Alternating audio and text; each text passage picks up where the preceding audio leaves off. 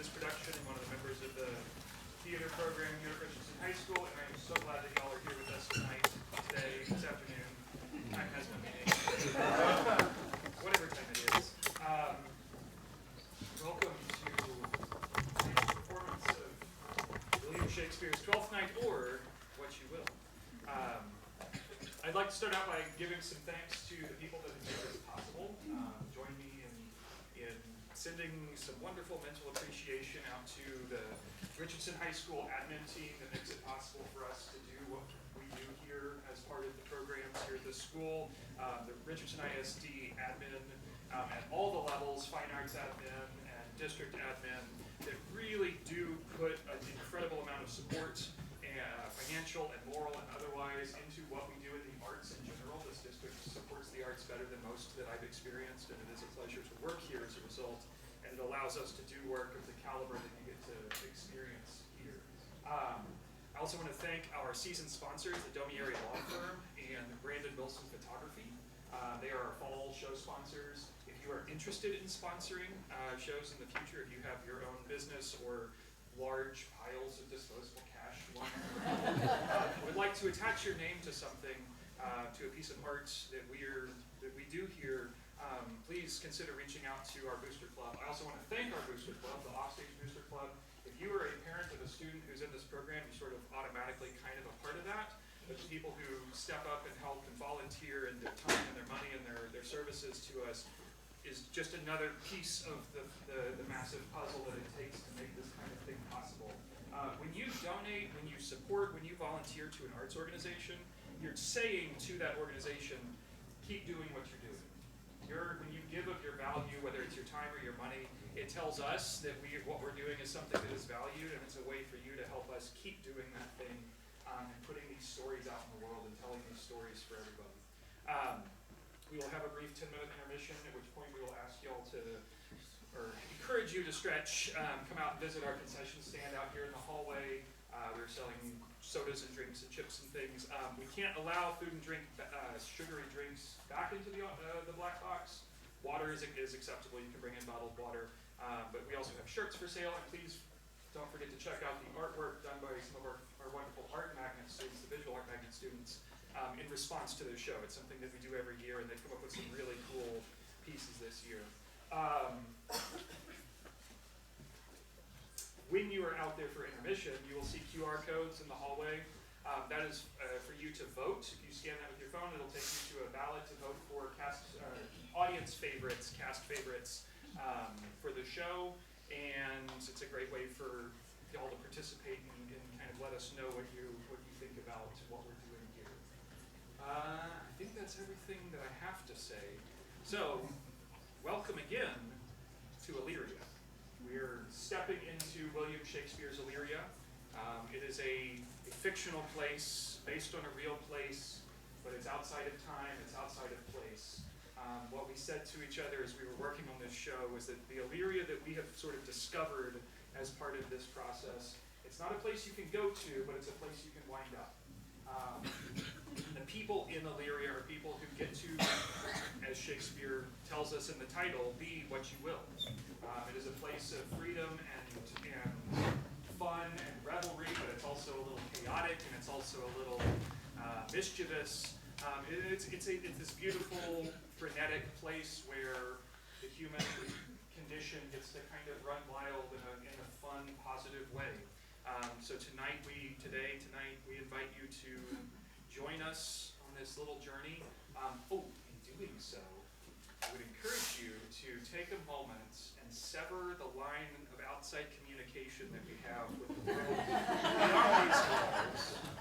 So if you have a cell phone that is capable of randomly making noises or flashing, just take a moment and turn it into an airplane, I think is what they call it. You'll turn your phone into an airplane. And then place it back in your pocket so it won't fly around the room during the production. That is, because here we are in our space that we have gathered together to tell this story in. Let's be here and present for the next 2 hours as we explore William Shakespeare's Twelfth Night, or What You Will. Thank you.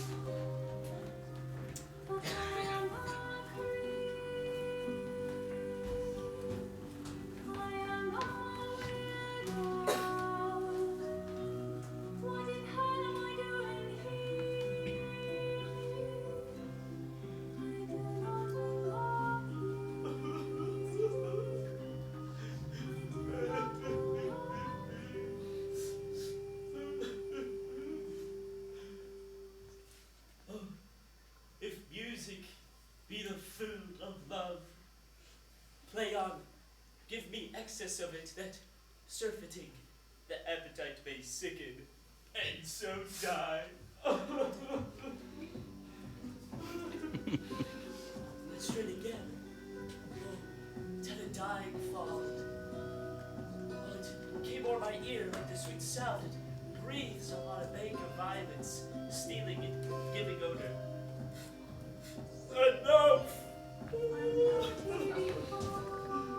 No more! 'Tis not so sweet now as it was before. O spirit of love, how quick and fresh art thou, that, notwithstanding thy capacity, receiveth as the sea, not enters there at what validity in pitch sower, but falls into abatement and low price. Even in a minute so full of shapes is fancy that it alone is high fantastical. Will you go hunt, my lord? What curio? The heart. Why, so I do, the noblest that I have. Oh, when mine eyes did see Olivia first, methought she purged the air of pestilence. That instant was I turned to a heart, and my desires like fell cruel hounds e'er since pursue me. How now? What's news from her? So please, my lord, I might not be admitted, but from her handmaid do return this answer. The element itself, till 7 years' heat, shall not behold her face in ample view, but like a cloistress she will veiled walk in water once a day, her chamber round, with eye offending brine. All this to season a brother's dead love, which she would keep fresh and lasting in her remembrance. Oh, she hath the heart of that fine frame, to owe this debt of love, but to a brother? How will she love with the rich golden shaft, and kill the flock of all affections else within her? With liver, brain, and heart, these sovereign thrones are all supplied and filled with one self-king. Away before me, two beds of flowers, love not thy rich with canopy with bowers. Mwah!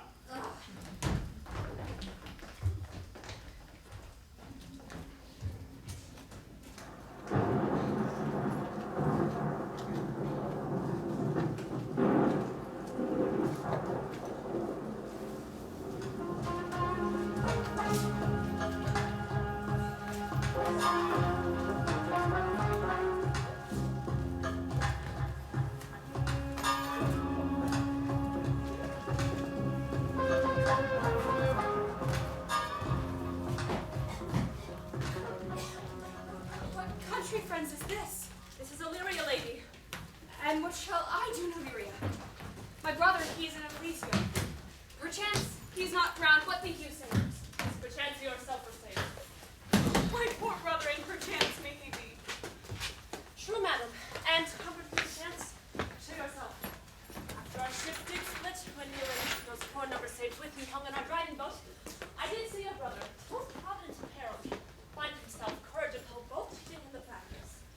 A strong mast that lived upon the sea, where like Ariel on the dolphin's back, I saw him with acquaintance with the waves as long as I could see.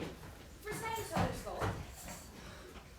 My own esteem and hope to my hope, or till I speak serves the authority. The like of him. Knowest thou this country? Aye, madam, well. For I was bred and born not 3 hours travel from this very place. Who governs him? A noble duke in nature as a name. What is his name? Orsino. Orsino? I've heard my father name him. He was a bachelor. And so is now, or was so very late.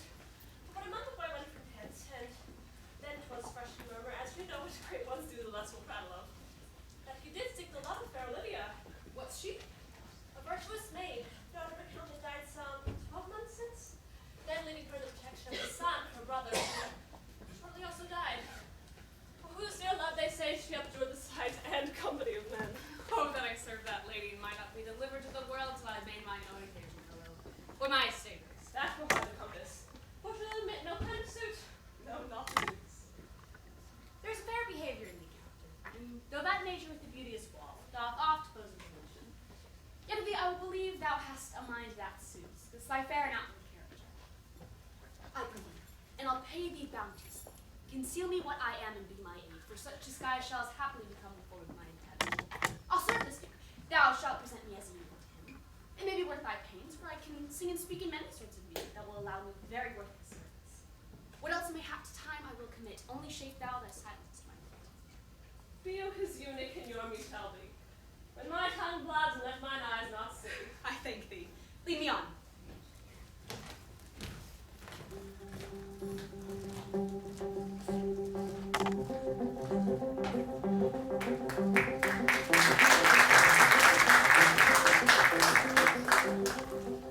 What a plague meets my niece to take the death of her brother thus.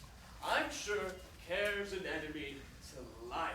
By my troth, Sir Toby, you must come in earlier, O knights. Your cousin, my lady, takes great exception to your ill hours. Oh, why let her accept? Aye, but you must confine yourself within the modest limits of order. Confine? I'll confine myself no finer than I am. These clothes be good enough to drink in, and so be these boots too. And they be not, or let them hang themselves in their own straps. That quaffing and drinking will undo you. I heard my lady talk of it yesterday. And of a foolish knight you brought in one night to be her wooer. Who? Sir Andrew Aguty. Aye, he. He's a taller man as Innies in Illyria. What's that to the purpose? Why, he has 3,000 ducats a year. Aye, but it helped but a year in all his ducats. He's a very fool and a prodigal. Why, then you'll say so. He plays old viola and can speak 3 or 4 languages word for word without a book, and hath all the good gifts of nature. He hath indeed almost natural. For besides that, he's a fool. He's a great quarreller, and but that he hath the gift of a coward to allay the gust he hath in quarrelling, 'tis thought when the prudent he would quickly have the gift of the grave. By this hand, there are scoundrels and subtractors that say so of him. Who are they? They add that, moreover, he's drunk nightly in your company. Oh, with drinking health to my knees. I'll drink to her as long as there is a passage in my throat. And drink in Illyria. He's a coward and a coistrel that will not drink to my niece until his brains turn the toe like a parish dog. What would speak of the devil, but here comes Sir Andrew Aguty. Sir Toby Belch! How now, Sir Toby Belch? Oh, sweet Sir Andrew. Bless you, fair shrew. And you too, sir. Accost, Sir Andrew. Accost. What's that? My niece is chambermaid. Good Mistress Accost. I desire better acquaintance. My name is Mary, sir. Good Mistress Mary Accost. You mistake, knight. Accost is hunter, board her, woo her, assail her. By my troth, I would not undertake her in this company. Is that the meaning of Accost? Very well. And now thy part so, Sir Andrew, wouldst thou might never draw sword again? And you part so, mistress. I would I might never draw sword again. Fair lady, do you have fools in hand? Sir, I have you not by the hand. Mary, but you shall have, and here's my hand. Now, sir, thought is free. I bring your hand to the buttery bar and let it drink. Wherefore, sweetheart, what's your metaphor? It's dry, sir. Well, I'm not such an ass, but I can keep my hands dry. But what's your jest? A dry jest, sir. Are you full of them? Aye, sir, I have them at my fingers' ends. Mary, now let go your hand. I am barren. Oh, knight, thou lackest a cup of canary. When did I see thee so put down? Never in your life, I think, unless you see Canary put me down. Sometimes I think I have no more wit than a Christian or an ordinary man has. But I am a great eater of beef, and I believe that does harm to my wit. No question. And if I thought that, I'd forswear it. I'll ride home tomorrow, Sir Toby. Oh, pourquoi, my dear knight? Pourquoi? Do or not do? Ugh. Oh, had I but... Oh, if I had followed the tongues of I haven't... Dancing, fencing, and bear baiting. Oh, had I but followed the arts! Oh, then hadst thou an excellent head of hair. Why, would that have mended it? Oh, past question, for thou seest, it will not curl by nature. But it becomes you well enough, does it not? Oh, excellently. It hangs like flax on a distaff. And I hope you see a housewife take thee between her legs and spin it off. Faith, I'll home tomorrow, Sir Toby. It's 4-1. Your niece will not be seen. It's 4-1. She'll none of me. The Count himself your hard by woos her. She'll none of the count. Show that match above her degree, not in a state, years, nor weight. There's life in it, man. Fine. I'll stay a month longer. I'm a fellow of the strangest mind in the world. Sometimes I delight in masks and revels altogether. Art thou good at these tricksauces, knight? Faith, I can cut a caper. And I can cut the button to it. And I believe I have the back trick simply as strong as any man in Illyria, whatsoever he be, under the degree of my betters, of course. But I will not compete with an old man. What is thy excellence in galliard, knight? Faith, I can keep. Wherefore are these things hid? Wherefore these gifts curtained before him? Are they like to take us, like Mistress Mall's picture? I did think by the excellent constitution of that leg that it was formed under the star of a galliard. And it does indifferent well in a dun-colored stock. Shall we set about some rebels? Oh, what shall we do else? Were we not born under Taurus? Taurus, that's sides and heart. Oh, no, sir. It is legs and thighs. Let me see thee caper. Oh, excellent. Iron, hot iron!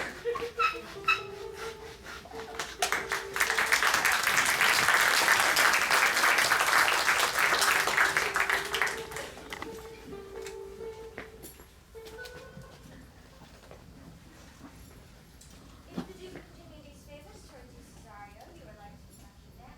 We have known you but 3 days, and already you are no stranger. Neither fear his humor or my negligence that you call into question the continuance of his love. Is he inconstant, sir, in his favors? No, believe me. I think we. Here comes the count. Who saw Cesario? Oh, On your attendance, my lord, here! stand to a while. Cesario, thou knowest no less withal. I put class to thee the book even of my secret soul. Therefore, good youth, address thy gate unto her. Be not denied access. Stand at her doors and tell her there thy fixed foot shall grow till thou have utterance. Sure, my noble lord, if she be so abandoned to her sorrow as she spoke, she will never admit me. Be clamorous and leave all civil bounds rather than make unprofit in return. Say I do speak with her, my lord. What then? Oh, then unfold the passion of my love. Surprise her with the discourse of my dear faith. Shall become thee well to act my woes. She will attend it better in thy youth than in a nuncio's more grave aspect. I think not so, my lord. Do I believe it? For they shall yet belie thy happy years. To say thou art a man, then his lips is not more smooth and rubious. Thy pipe is as the maiden's organ, shrill in sound, and all is semblative of a woman's heart. I know the constellation is right apt for this affair. Some 4 or 5 attend him, all if you will, for I myself am best when least in company. Prosper wellness, and thou shalt live as freely as thy lord, to call his fortunes thine. I'll do my best to be your lady. The bar for strife. Where I woo myself would be his wife.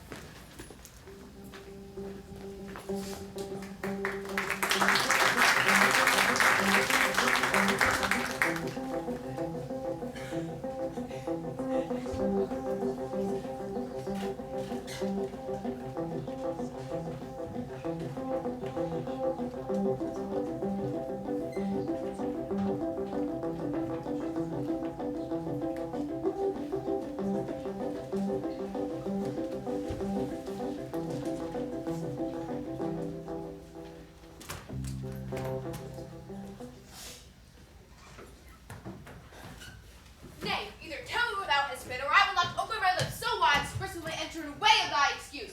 My lady will hang thee for thy absence. Let her hang me. He that is well hanged in this world needs to fear no colors. Make that good. He shall see none to fear. A good Lenten answer. I can tell thee where that saying was born of, I fear no colors. Where, good Mistress Mary? In the wars, and let me be bold to say in your glory. Well, God gives them the wisdom that have it, and those that are fools, let them use their talent. Yet you will be hanged for being so long absent. Or to be turned away. Is that not as good as a hanging to you? Many a good hanging prevents a bad marriage, and as for turning away, let summer bear it out. You are resolute then. Not so, neither, but I am resolved on 2 points. That if one break, the other will hold. Or, if both break, your gaskins hold. Apt in good faith, very apt. Well,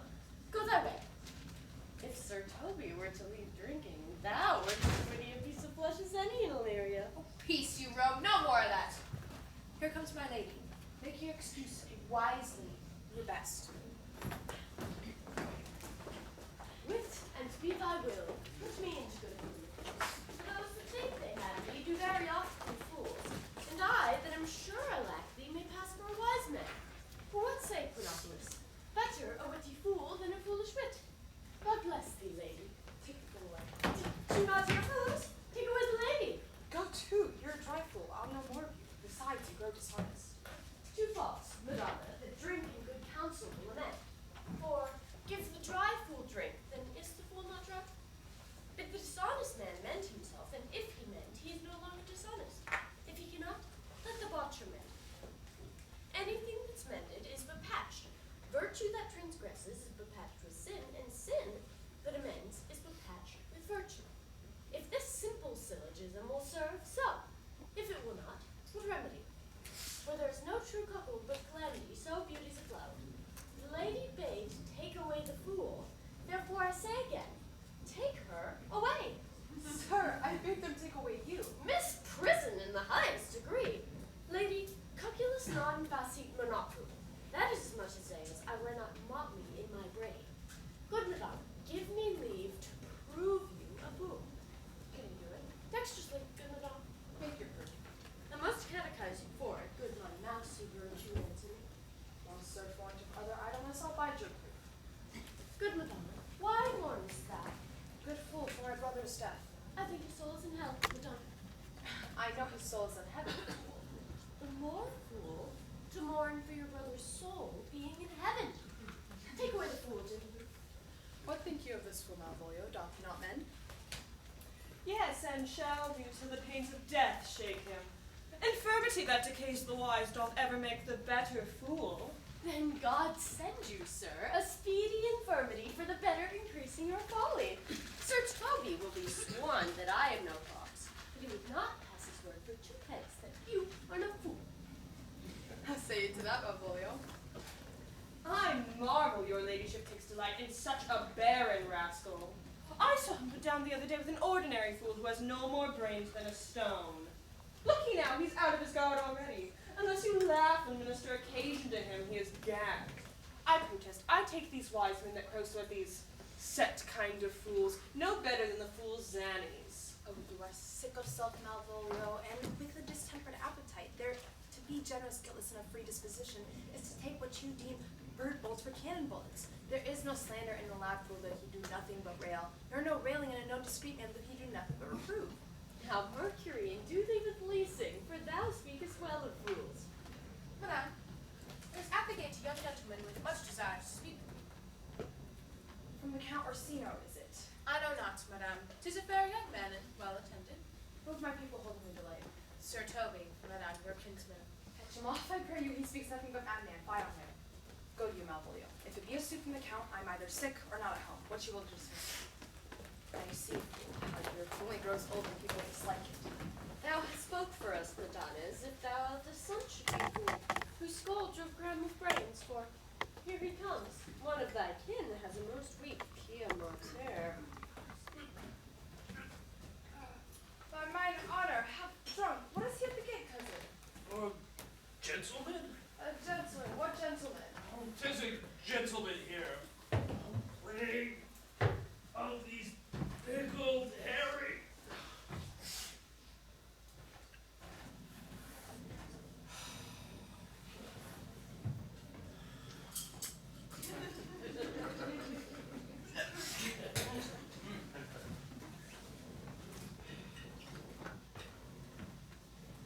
How now, Sarge? Good Sir Toby! Cousin, how do you know it's early by this lethargy? Lechery? I defy lechery. There is one at the gate. Aye, Mary, what is he? Oh, let him be the devil, and he will. I care not. Give me faith, say I. Well, it's all one.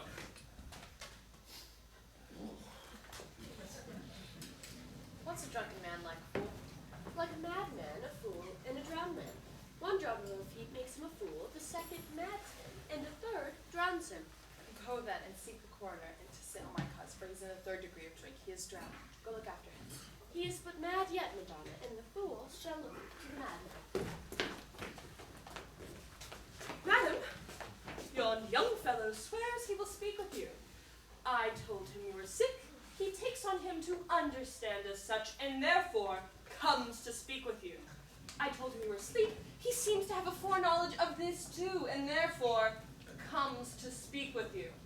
What is to be said to him, lady? He is fortified against any denial. Tell him he shall not speak with me. Has been told so! And he says that he'll stand at your door like a sheriff's post and be the supporter to a bench, but he'll speak with you. What kind of man is he? Why, of mankind. What manner of man? A very ill manner. He'll speak with you, will you or no? Of what personage and years is he? Not yet old enough for a man, nor young enough for a boy. As a squash is before 'tis a peace god, or a codling when 'tis almost an apple. 'Tis with him in standing water between boy and man. He is very well favored and speaks very shrewishly. One would think his mother's milk were scarce out of him. Let him approach. Call my gentleman.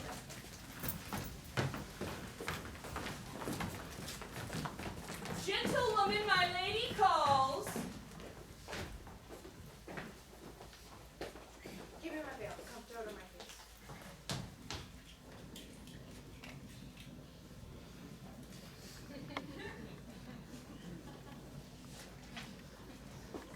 Once more here are citizens.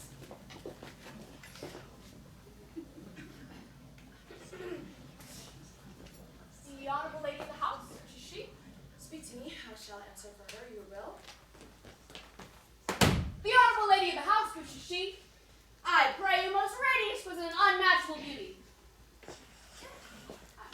I pray you, tell me this be the lady of the house, for I never saw her. I would be loath to ask her my speech, for besides, is excellently well penned, I take great pains upon it.